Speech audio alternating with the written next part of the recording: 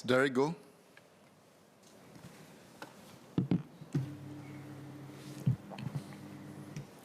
Sir, Singapore has been steadfast in its zero-tolerance approach towards drugs.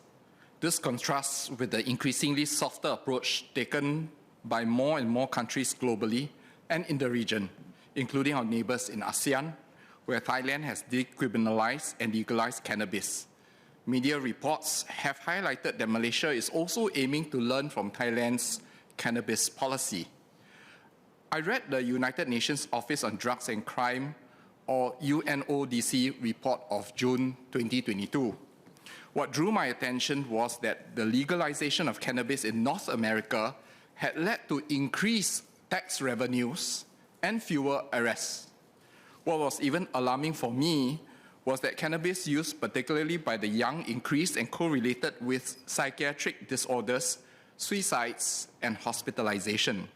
It appears that they have traded short-term gains for negative, longer-term impact on their society. This is a path we cannot afford to take, so I am heartened by MHA's commitment to ensure our drug policies are robust and relevant to deal with evolving trends, such as the advent of new psychoactive substances, or NPS, especially given the reopening of borders and the rebound of overseas travel. That said, I seek several clarifications.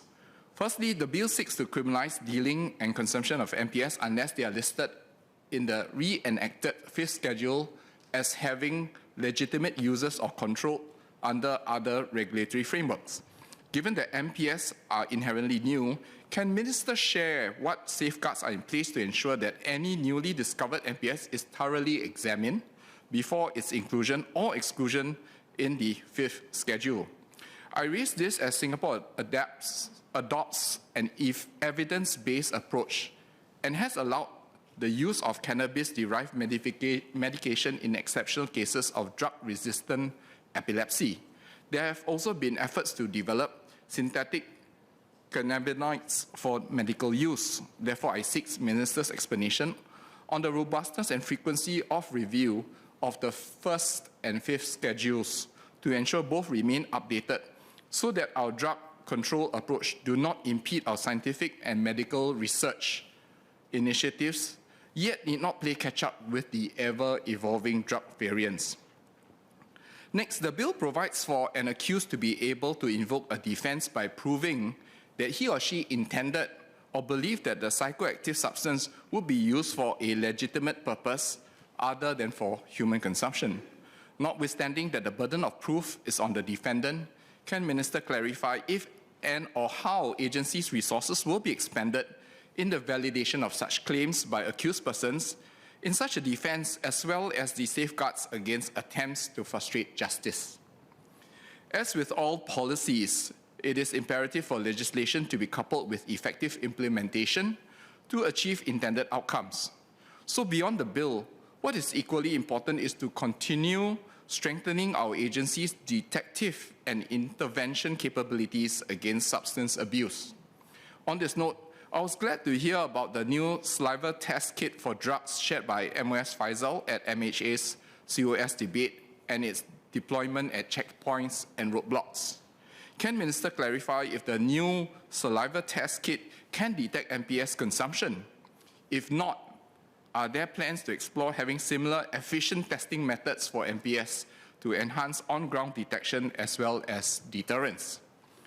In addition, a public that is aware of the harms of drugs and NPS remains our first line of defense.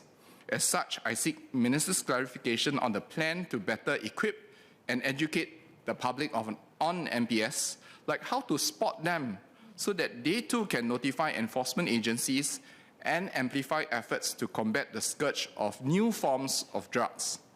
Lastly, Minister earlier shared statistics on the increased use of NPS.